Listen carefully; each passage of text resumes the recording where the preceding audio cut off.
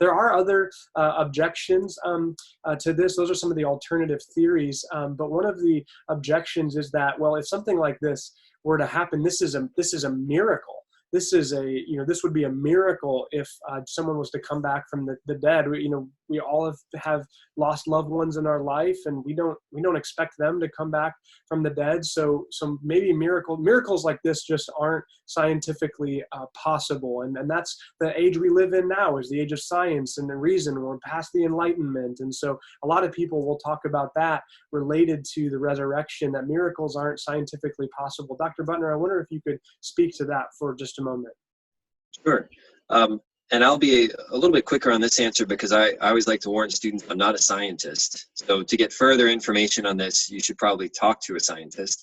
But I do teach a lot in the philosophy of religion. And it's interesting, the discussion about miracles in the philosophy of religion has changed a lot over the past decade or two because of the advance in quantum mechanics. So some new disciplines in the science of atoms and subatomic particles. And essentially the way the debate used to look is philosophers would argue miracles can't happen. They violate the laws of nature, to which a Christian would have to respond that the laws of nature can be violated. Much in the same way, if you drop an apple, you can reach out and catch that apple to stop it from falling. The laws only apply if there's no intervention. And so God must have intervened here. So the law didn't apply. Normally, if you die, you stay dead. That's the law. But if God intervenes, it's not true. And then there would be a big debate about whether or not God can intervene.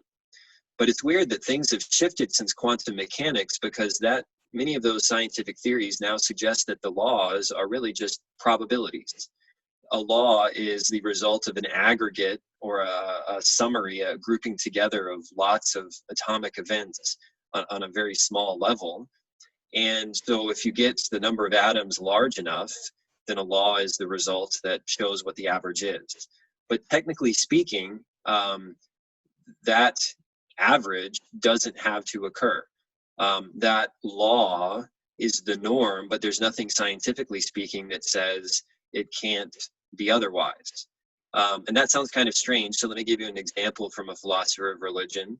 So if I take the same transformer, since it's what I have here, technically, if I let go of it, you would expect it to fall. So it's coming in handy. But it's not impossible that if I let go of it, all of these atoms just happen to reappear over here. It's immensely improbable. So improbable that in the entire history of the universe, it probably won't happen. But technically, it's not impossible.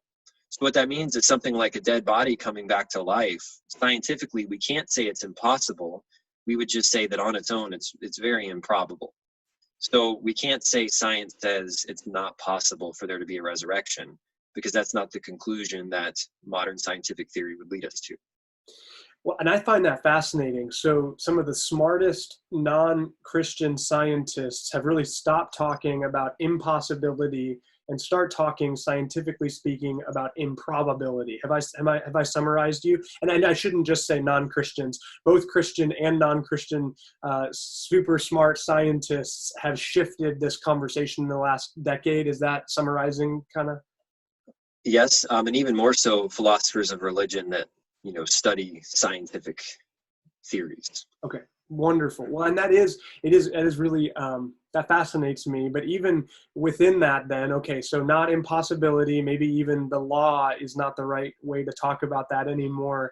So we're not talking impossibility, but we're talking improbability. And yet even still, I wonder, doesn't the resurrection of Jesus, doesn't that score pretty highly on the improbable scale?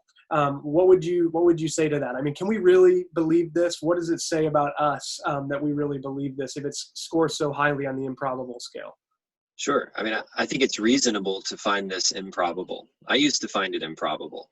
And if someone were to tell you that, I die next week and then I raise again 2 weeks after that, you should be very skeptical about that claim.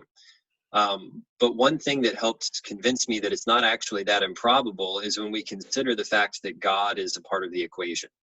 So if we believe that there is a God, that this God is all powerful, and that this God has told us that he's going to raise Christ from the dead, then it makes sense that he in fact would raise Jesus from the dead. There's nothing scientifically impossible about it. There appears to be a lot of historical evidence that something like the resurrection happened, and God is able to do that if God exists. Well, suddenly the resurrection seems a lot more probable. So within the context of, if you're willing to consider one possible theory being that there is a God, then given that theory, the resurrection suddenly becomes something reasonable and even probable.